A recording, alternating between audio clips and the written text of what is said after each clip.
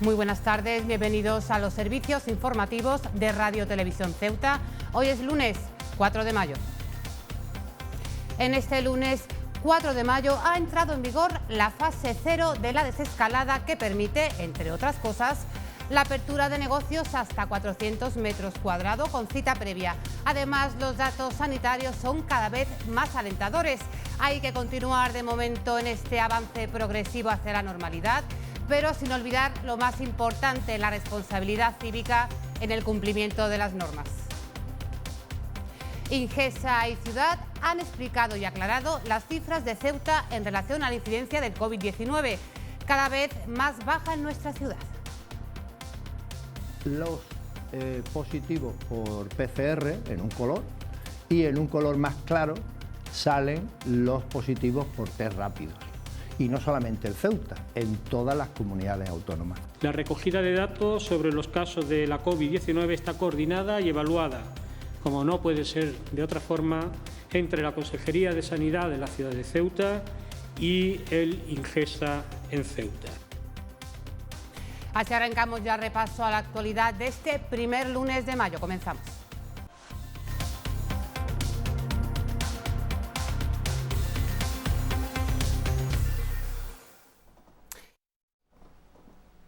Ahora son 921 y el número de test rápido de anticuerpos 2035. Acaban de escuchar los datos anunciados por el director territorial de Ingesa.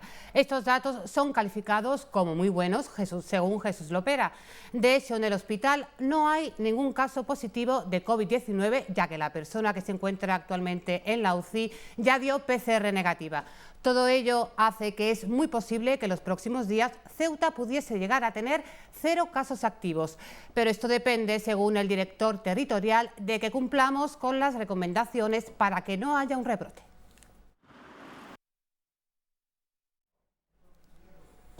Tanto la Consejería de Sanidad, Consumo y Gobernación como Ingesa salieron al paso ayer del desfase e incongruencia entre datos positivos y curados. Una polémica que saltó cuando la agencia Europa Press preguntó a Fernando Simón ayer cómo era posible que en Ceuta hubiese 101 positivos y 141 curados. Esto es porque el Servicio de Vigilancia Epidemiológica de la Consejería envía por separado los casos positivos confirmados a través de PCR y con test de anticuerpos, pero el Ministerio de Sanidad solo da cuenta públicamente de los casos confirmados por PCR. Sin embargo, dicho ministerio contabiliza como curados a todos los que han superado la enfermedad, tanto si han sido diagnosticados por PCR como por test de anticuerpos. En cualquier caso, esta fue la respuesta de Simón que despertó la polémica. Tenemos 2 o 3 comunidades con las que hemos tenido algún problema, pero esto en concreto se debe probablemente también a casos que no han tenido sintomatología o que sí que han tenido sintomatología. Es decir, tenemos pacientes que han podido ser notificados con prueba de PCR que detecta el virus o con prueba serológica.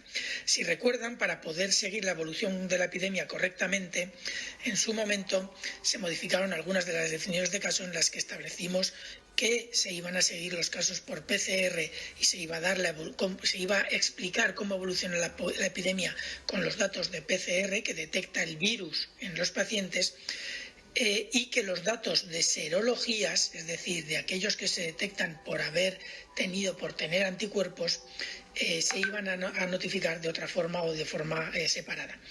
En Ceuta podría ser esta una de las explicaciones, la identificación de pacientes por cuadros con serología, porque además Ceuta durante el principio de la epidemia no realizaba directamente las PCR, sino que las hacían en la península o en el Centro Nacional de Microbiología.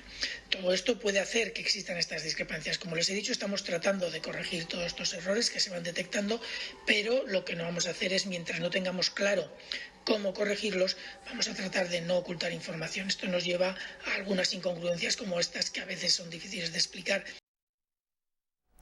El portavoz del Gobierno se ha referido a que no existe incongruencia alguna en cuanto a los datos de personas curadas y casos de coronavirus en Ceuta, como indicó el director al Centro de Coordinación de Alertas Sanitarias, Fernando Simón, un asunto en cuya explicación ha coincidido Jesús Lopera con el Gobierno local en su comparecencia de hoy. También el portavoz del Ejecutivo ceutí, Alberto Gaitán, ha dado la versión de la Consejería de Sanidad. La Consejería de Sanidad insiste en que no existe tal incongruencia, puesto que en Ceuta se han registrado 152 casos acumulados desde el inicio de la pandemia.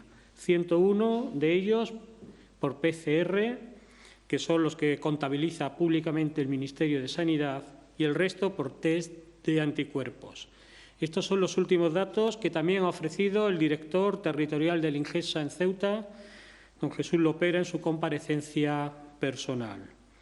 La recogida de datos sobre los casos de la COVID-19 está coordinada y evaluada, como no puede ser de otra forma, entre la Consejería de Sanidad de la ciudad de Ceuta y el INGESA en Ceuta. El director territorial de INGESA también lo ha confirmado. El Ministerio de Sanidad reconoce por separado los positivos por PCR y los positivos por test de anticuerpos.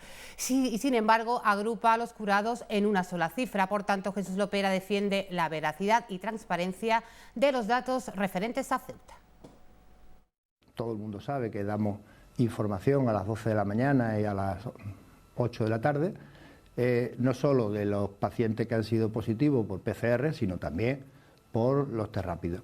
Si nos vamos a la página web del Ministerio de Sanidad, que es pública y puede acceder cualquier persona y cualquier medio de comunicación, donde tiene una actualización diaria de los datos, veremos cómo efectivamente llama un poco la atención que hay una tabla en la que solo se habla de PCRs, solamente se habla de PCR, y por lo tanto sale los 101 que han sido positivos por PCR en Ceuta, y luego posteriormente, un poco más abajo, salen las gráficas de todas las comunidades autónomas, y en esa gráfica vienen los positivos por PCR en un color, y en un color más claro salen los positivos por test rápidos.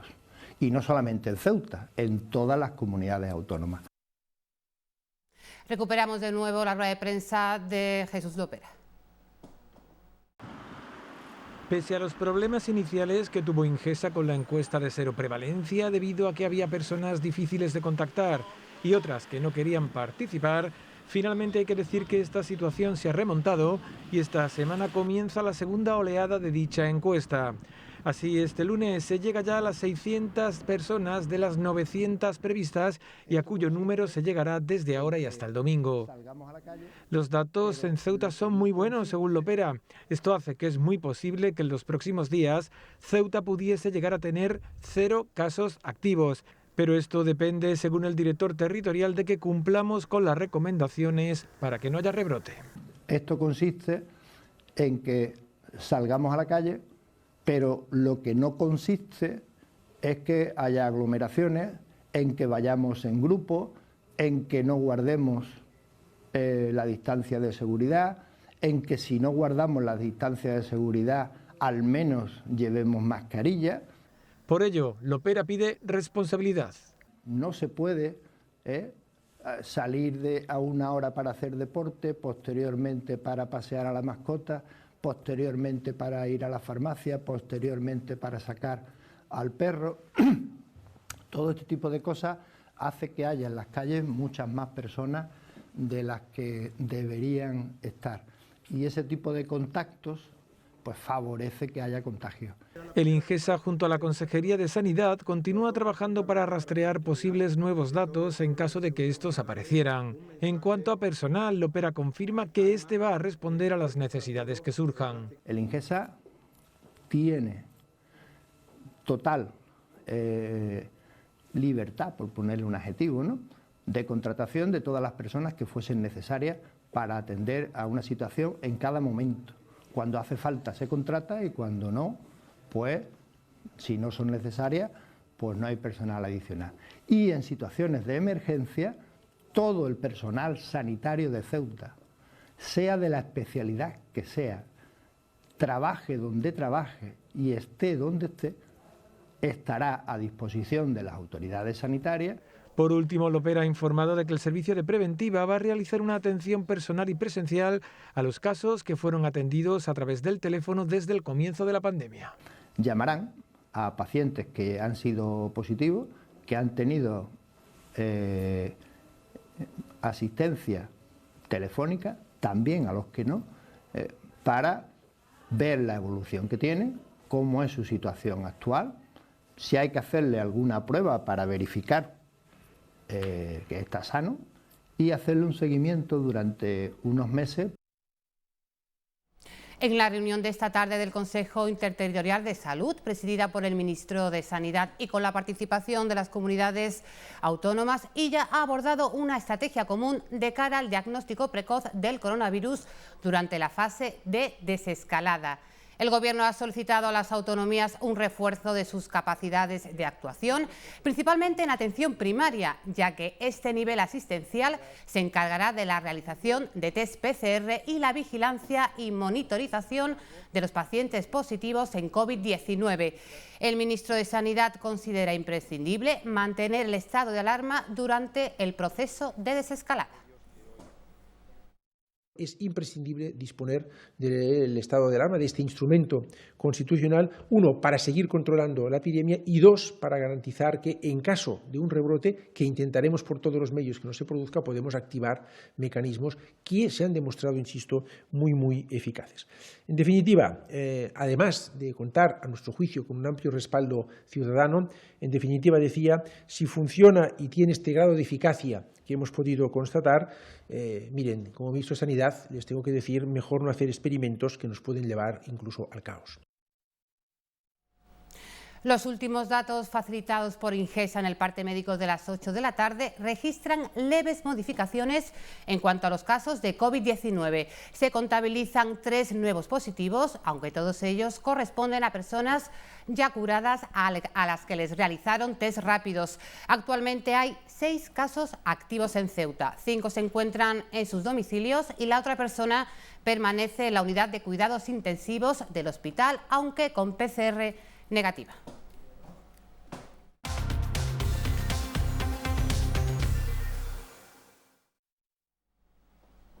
Como ha informado la delegación del Gobierno, las propuestas de sanción desde el inicio del estado de alarma han sido 3.670.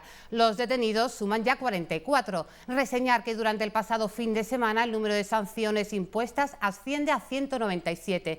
Se insiste en la necesidad de respetar la distancia de seguridad en los paseos y en la práctica deportiva. Es precisa la colaboración y disciplina de todos los ciudadanos para no retroceder el camino avanzado y los progresos logrados con el esfuerzo de todos. Se apela a la responsabilidad y compromiso social. Solo de esta manera podremos pasar a la siguiente fase. El pasado sábado a las 15 horas, delegación del Gobierno autorizó dejar salir a los alojados en el Polideportivo de la Libertad en grupos de 50, acotados y con un circuito establecido. Salieron con supervisión para hacer la compra y a partir de las 8 horas para caminar y hacer deporte. Como para todos los ciudadanos, la autorización fue de 8 a 11 de la noche, según fuentes de delegación de Gobierno. La Comisión Islámica de España, coincidiendo con la celebración del Ramadán y con el comienzo de la fase inicial de la desescalada, recomienda la suspensión de aquellas actividades religiosas que conlleven aglomeraciones. Al no poderse cumplir las recomendaciones del Ministerio de Sanidad para prevenir la salud y teniendo en cuenta que ha coincidido la celebración del Ramadán con la fase inicial de la desescalada, en la que el aforo de las mezquitas pueden quedar habilitado a la mitad de su capacidad, la Comisión Islámica de España recomienda la suspensión de aquellas actividades religiosas que implican aglomeración, como las 5 oraciones diarias, la oración del viernes, iftar, oración del tarawih, actividades educativas en grupo y charlas, entre otras, hasta la llegada de la fase 3 o avanzada, programada a partir del 10 de junio de 2020. Por estas mismas razones, dicha comisión recomienda también la suspensión de la oración comunitaria de Eid al-Fitr de este año. La Comisión Islámica de España agradece el esfuerzo de la sociedad y hace un llamamiento a los musulmanes a seguir cumpliendo con la responsabilidad las reglas del confinamiento social y la desescalada, protegiendo así sus vidas y salvaguardando a la ciudadanía. El primero de ellos es con la entidad Banco de Alimentos, que es relativo a la gestión y reparto de alimentos donados y posterior distribución entre las asociaciones. La ciudad financia esta colaboración con 100.000 euros y el convenio sostiene a 5 puestos de trabajo. El otro de los convenios, al que también se ha dado luz verde por parte del Consejo de Gobierno de la ciudad, es el de la asociación o con la Asociación de Discapacitados de Enfermedades Neurológicas y Enfermedades Raras, ADEN, por un montante de 133.000 euros destinado a la atención de estos enfermos y con 6 empleos que sostiene dicho convenio. Como acaban de escuchar, el Ejecutivo local ha dado cuenta de 2 convenios sociales suscritos, uno al Banco de Alimentos y otro a la Asociación de Discapacitados de Enfermedades Raras. También se ha informado de los alojamientos, tanto en los polideportivos como en otros locales y viviendas, entre otros asuntos. El portavoz del Gobierno se ha referido a la orden ministerial sobre las medidas a aplicar en archivos a la hora de consultas y copia de documentación, bien a través de sede electrónica o solicitando en formato digital la misma para evitar los desplazamientos. Es por ello que el sistema de archivo de la ciudad, atendiendo a esas normas incorporadas en la referida orden ministerial, informa de que para consultar y, en su caso, copia de documentos, pueden dirigirse a este área de la ciudad, bien a través de la sede electrónica, registrando una solicitud o solicitando cita previa a través del correo electrónico archivo@ceuta.es o bien al teléfono 956 52 82 06 de lunes a viernes y en el horario de 9 a 14 horas. Siempre que sea posible y para evitar desplazamiento, se ofrecerá la documentación en formato digital. La situación en los albergues provisionales y la distribución en otros alojamientos también ha sido una cuestión abordada por Alberto Gaitán. En el Polideportivo de Santa Amelia hay actualmente 94 menores no tutelados por la ciudad. En este pabellón se ha producido en las últimas horas una fuga que ha protagonizado una decena de alojados y otros 12 jóvenes de este polideportivo han sido trasladados a un local social de la barriada del Príncipe. En lo concerniente al Polideportivo de la Libertad hay 153 personas alojadas, en su mayoría inmigrantes marroquíes en situación irregular. Además, hay 15 personas alojadas en un local social de Miramar, 13 en una mezquita de Arcos Quebrados, 15 en otro local del Tarajal y 14 en una casa particular en Los Rosales. El Partido Popular ha comparado hoy la actitud del Partido Socialista local con el de Melilla. Y es que los populares recuerdan que los socialistas de la ciudad hermana, que forman parte del Ejecutivo melillense, han afirmado que el gasto de los inmigrantes bloqueados allí debe pagarlos el Gobierno central. Es la misma opinión que comparte el Ejecutivo ceutí. Por ello, los populares de nuestra ciudad no entienden la actitud del secretario general del Partido Socialista, Manuel Hernández, que es contraria a este hecho. Según el Partido Popular, Hernández ejerce su papel principal de marioneta de Pedro Sánchez, ignorando los intereses de esta ciudad. Réplica del Partido Socialista manifestando que Juan Vivas y el Partido Popular tratan de justificar, dice un comunicado de prensa socialista, un desastre en la gestión al dedicar el 70% de los fondos destinados a aspectos sociales a gastos de otra naturaleza. Considera el Partido Socialista que el Ejecutivo local trata de utilizar el asunto de los migrantes marroquíes como única intención de sacar rendimiento, en este caso económico. Matiza el Partido Socialista del Gobierno de España y atribuyen a Vivas y al Partido Popular una política de chantaje con insolidaridad y deslealtad. El PSOE de Ceuta dice en su comunicado de prensa que los marroquíes varados en nuestra ciudad son trabajadores transfronterizos atrapados por el cierre de la frontera por la pandemia, al igual que los que llegaron desde Algeciras. Mientras que el caso de los migrantes de Melilla, argelinos, tunecinos y subsaharianos, ya que a los marroquíes se les ofreció marcharse a la península, es totalmente distinta a los de Ceuta. Atribuye el PSOE al PP de reproches y falta de soluciones como argumentos de ataque al gobierno de Pedro Sánchez. El comunicado de prensa socialista alude al insulto como estrategia del PP unido a las mentiras y falsedades. El PSOE vuelve a acordarse de Rajoy en estos momentos para señalar la política de austeridad utilizadas en su época, en contraposición, dice el comunicado socialista, de la batería de medidas que el gobierno de Sánchez ha puesto en poco tiempo para afrontar una situación inesperada como los 16.000 millones para apoyar a las comunidades autónomas sin que haya que devolver el dinero al Estado.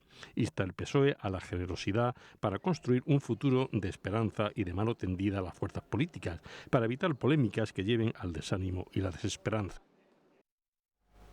En la misma línea en que ha hecho con otros sectores profesionales, la diputada por Ceuta de Vox ha registrado una interpelación al Gobierno central en la que alerta de la falta de ayudas para los ingenieros ceutíes y pregunta si se habilitarán ayudas para este sector. Vox ha interpelado al Gobierno por la situación de los ingenieros ceutíes, un sector profesional que se ha quedado al margen de las ayudas puestas en marcha para paliar las pérdidas que autónomos y empresas están sufriendo a raíz de la pandemia. Como ha hecho en las últimas semanas, la formación ha registrado una interpelación firmada por la diputada nacional de Vox por Ceuta, en la que pregunta directamente al Ejecutivo de Sánchez si articulará medidas de apoyo para los ingenieros y el Colegio Profesional de Ceuta. Según recuerda este partido, los ingenieros de nuestra ciudad denuncian que el gremio tiene que seguir abonando gastos obligatorios para el ejercicio de su profesión, encontrándose su actividad limitada, no pudiendo ejercer su profesión en condiciones de normalidad y sin recibir ningún tipo de ayuda al encontrarse su función fuera del ámbito de ayudas que está proporcionando el Gobierno. Los sindicatos Comisiones Obreras y UGT han formulado una reclamación al Departamento de Intervención de la Consejería de Hacienda de la ciudad para solicitar la creación de un fondo para complementar los salarios de los trabajadores sometidos a un ERTE. Ambas formaciones sindicales consideran que el fondo para ayudas a pymes y autónomos no es suficiente al no contemplar una ayuda económica a los trabajadores afectados cuyo poder adquisitivo se ha visto reducido en un 30%. Por ello solicitan una ampliación de dicho fondo en 2 millones de euros. Desde CESIF han exigido que en los edificios públicos, como por ejemplo el Ceuta Center, solo se habilite una entrada para así poder controlar el acceso, haciendo uso de las medidas necesarias para el control, como toma de la temperatura. Así, el sindicato aboga por extremar el control de acceso mediante la toma de temperatura antes de entrar, entrega de mascarillas y guantes en la entrada para hacer uso de ellos obligatoriamente en las instalaciones públicas, a las que solo debería permitir la entrada mediante una cita previa concertada y previamente comunicada al control de acceso por parte del servicio correspondiente. CESIF también apuesta por establecer servicio de seguridad en la entrada de todas y cada una de las entradas de los edificios y dependencias municipales. Por otro lado, CESIF considera que el regreso a la normalidad y en concreto la vuelta a las aulas ha de realizarse con las condiciones sanitarias y de prevención adecuadas que generen confianza y seguridad. Por ello abocan a que Educación de la Ciudad establezca las líneas básicas de actuación. Entre otras medidas, dispensar geles hidroalcohólicos en los centros, la redistribución de los horarios para organizar recreos por turnos, doblar los servicios de transporte escolar, incorporar personal sanitario en los centros, instalación de mamparas para la atención al público, así como el funcionamiento de las aulas matinales y comedores escolares.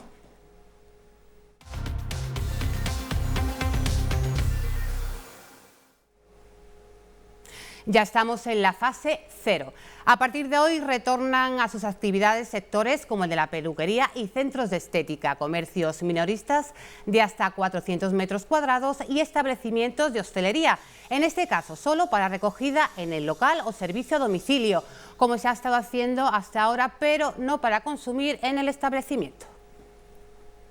Es obligatorio controlar el aforo, se establecerá la cita previa y se dispondrá de medios de protección personal, gel hidroalcohólico, mascarillas, guantes y mamparas. Igualmente se establecerán horarios de atención preferente para mayores de 65 años conforme a la franja horaria autorizada para su salida a la calle, desde las de 10 a 12 y de 7 a 8 de la tarde.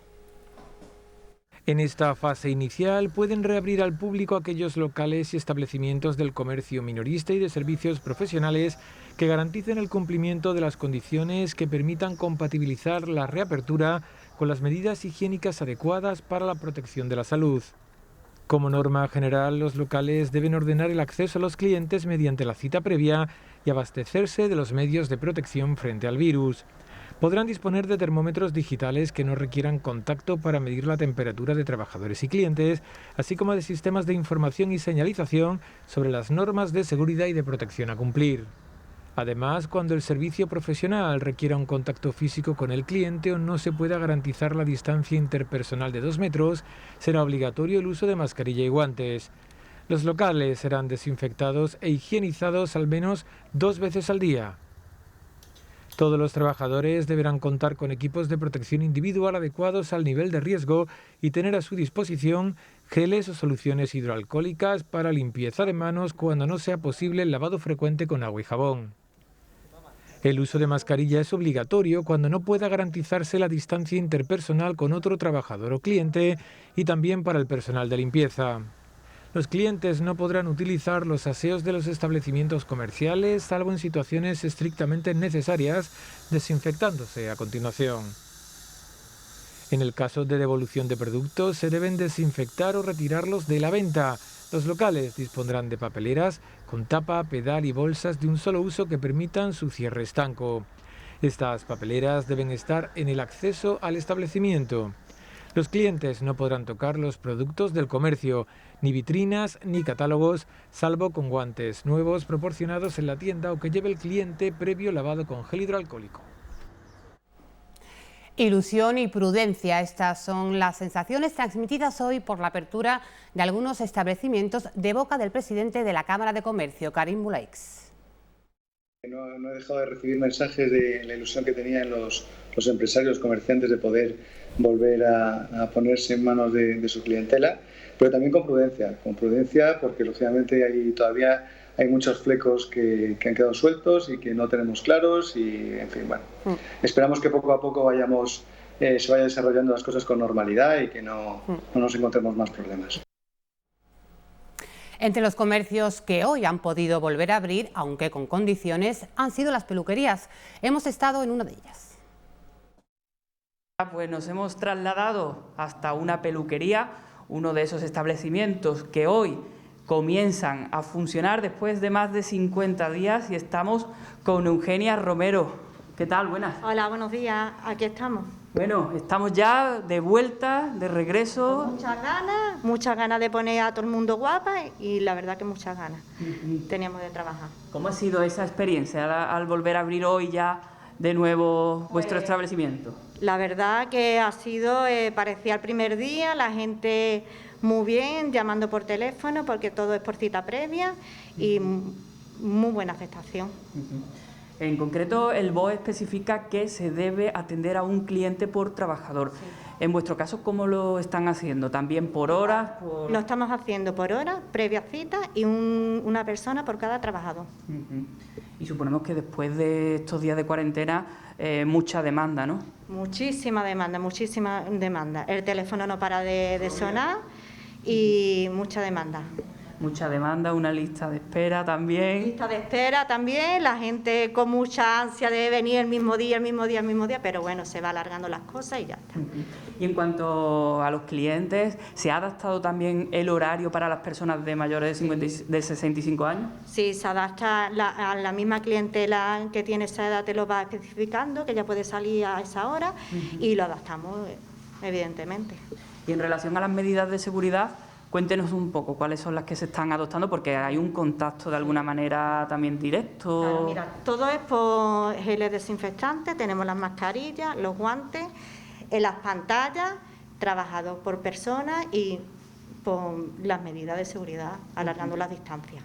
Y luego la desinfección se debe realizar obligatoriamente. Se va una clienta del lavacabezas y desinfectamos el lavacabezas todo, los cepillos al esterilizador, todo.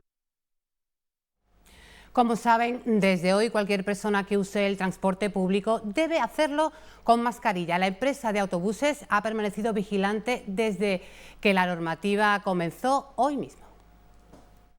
Pues a partir de hoy tenemos que recordar a nuestros espectadores que el BOE ya establece la obligación de llevar mascarillas en el transporte público y nos hemos venido a comprobarlo. Estamos con un trabajador de la empresa Adu Almadraba, Cervantes, buenos días. Buenas, ¿qué tal? Buenos días. Que está precisamente en las paradas para controlar que nadie acceda sin la mascarilla. Aparte, eso es una de las cosas que tenemos encargadas, aparte de nuestro trabajo normal. Pero esa es una de las cuestiones que tenemos, sí. Hemos podido comprobar, antes de iniciar esta conexión, cómo alguien intentaba acceder al vehículo sin mascarilla. Ya lo han visto ustedes, que se ha querido subir y, en fin, ha habido que rechazarlo porque no se puede subir, sí. Ha habido que mandarle a que compre.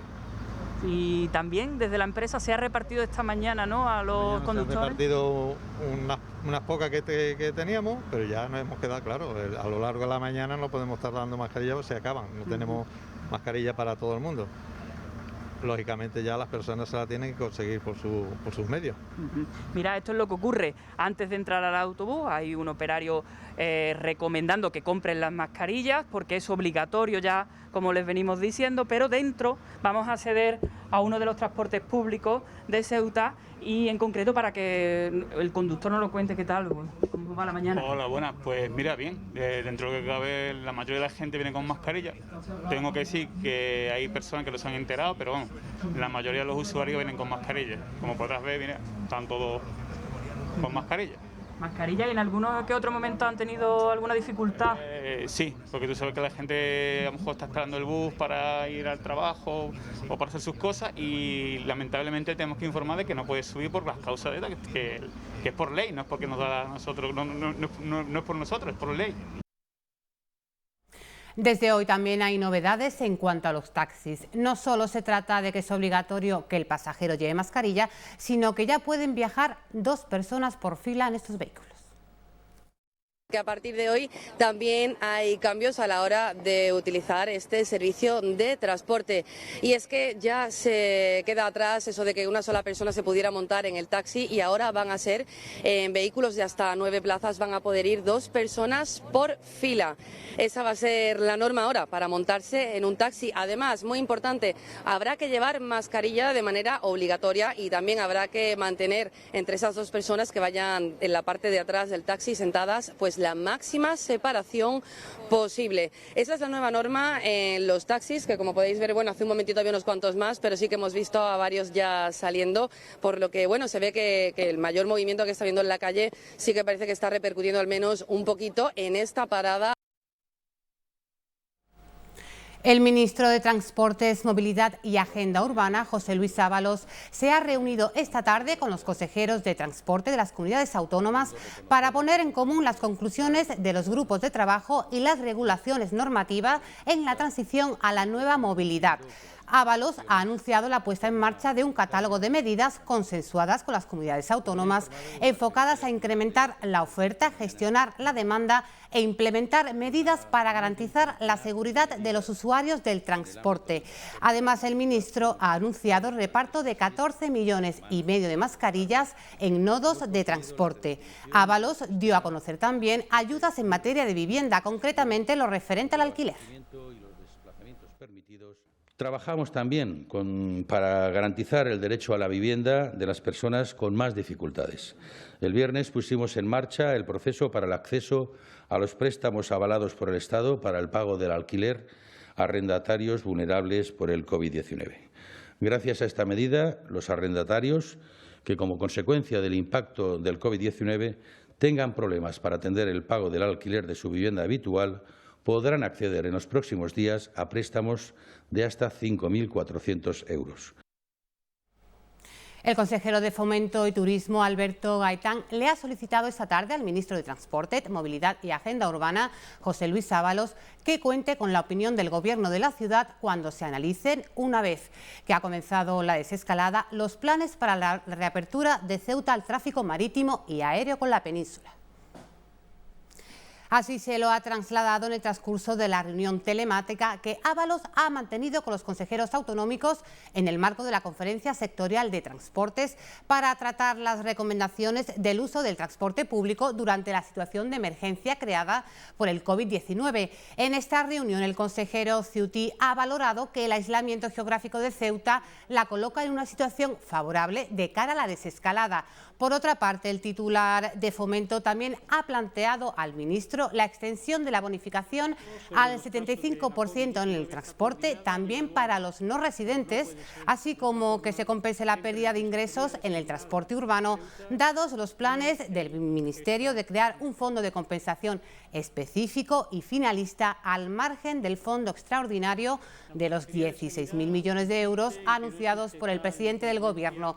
Gaitán también ha preguntado si se ampliará el suministro de mascarillas para el transporte urbano en Ceuta.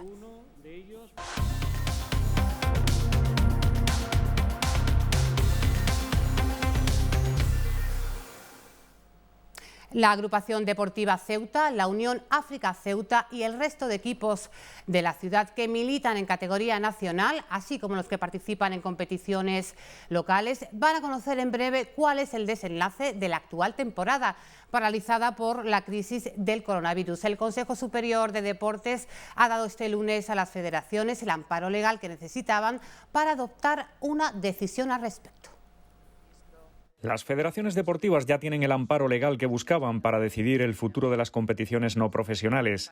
El Consejo Superior de Deportes ha hecho pública una resolución en la que faculta a las comisiones delegadas de estos organismos a adoptar si reanudan o dan por finalizada la temporada, pero sobre todo qué sucede con los ascensos y descensos. La legislación actual no recogía como función pública delegada esta decisión, algo que ahora se ha resuelto, según ha explicado el Consejo Superior de Deportes, ante la necesidad de adoptar las decisiones encaminadas a resolver todo lo relativo a sus competiciones, tras la crisis provocada por el COVID-19. De ahí que en las últimas semanas se multiplicaran las peticiones de las federaciones, conscientes de la controversia que provocará cualquier decisión. Ahora estas comisiones deberán resolver si las competiciones no profesionales deben o no continuar. En caso de que no puedan concluir, deberán determinar cuál será el orden clasificatorio a efectos de determinación de ganadores o el régimen de ascensos y descensos, según la resolución hecha pública este lunes. El CSD ha señalado que si se opta por la reanudación, los reguladores deberán determinar el momento y formato en el que procede llevarse a cabo. De este modo se avala, por ejemplo, el formato express propuesto por la Federación Española de Fútbol para resolver la temporada en Segunda División B y Tercera División. La orden también deja claro que no se puede declarar desierto un campeonato, ya que su recomendación es que en el caso de no reanudarse o pese a reanudarse y no ser posible su conclusión, se establezca la determinación del orden clasificatorio y, en especial, la fijación de ganadores. Vox ha instado al Gobierno de la Nación a que aclare qué decisión tomará en cuanto a la finalización del fútbol no profesional esta temporada. Teresa López, diputada por Ceuta en el Congreso de los Diputados, ha preguntado por esta cuestión que afecta directamente a la agrupación deportiva Ceuta, que sería el club ceutí más perjudicado si la competición finalmente no se reanuda, ya que se quedaría sin la posibilidad de disputar el play-off de ascenso a Segunda B.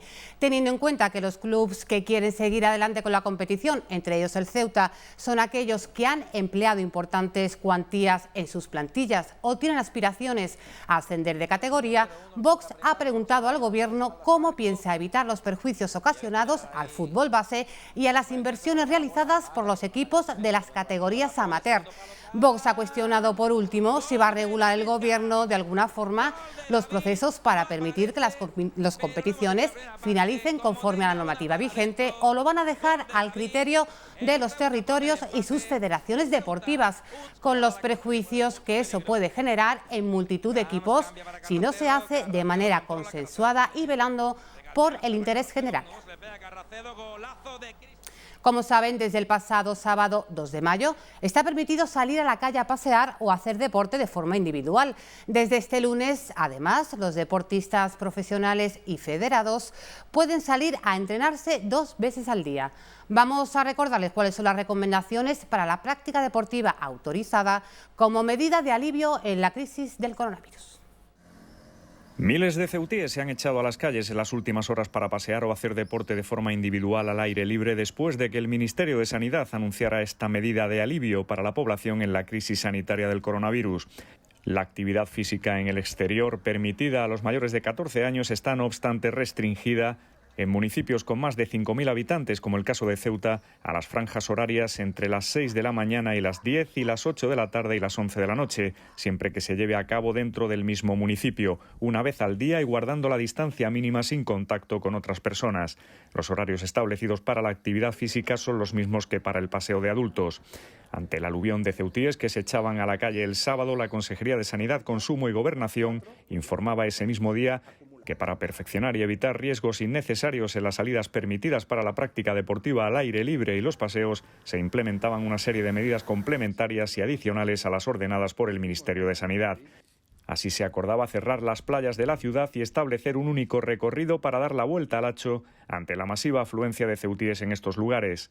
La Consejería de Sanidad también aclaraba que aunque las playas estén clausuradas, desde el domingo está permitido practicar natación en aguas abiertas, piragüismo y kayak. La Consejería ha difundido infografías con las instrucciones de seguridad recomendadas por las autoridades sanitarias para toda la práctica deportiva permitida. Gráficos en los que se detallan los lugares y franjas horarias donde podrán realizarse estas actividades deportivas, así como la indumentaria y distancia de seguridad recomendada en cada caso. Y desde este lunes los deportistas profesionales y federados pueden igualmente ejercitarse en la calle de forma individual. Las franjas horarias serán las mismas que para el resto de la población, es decir, de 6 a 10 y de 20 a 23 horas dentro del término municipal en el que residan. Pero hay excepciones, la principal, que estos deportistas podrán entrenarse 2 veces al día.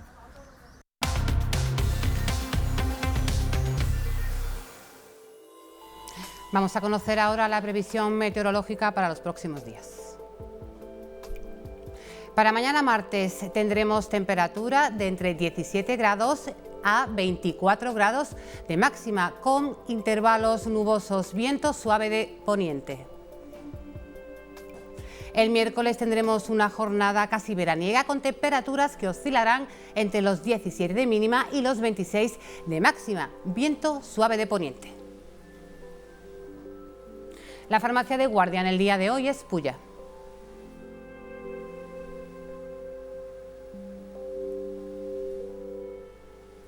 Nosotros nos vamos. Noticias Ceuta regresa mañana con más información. Que pasen una muy feliz noche.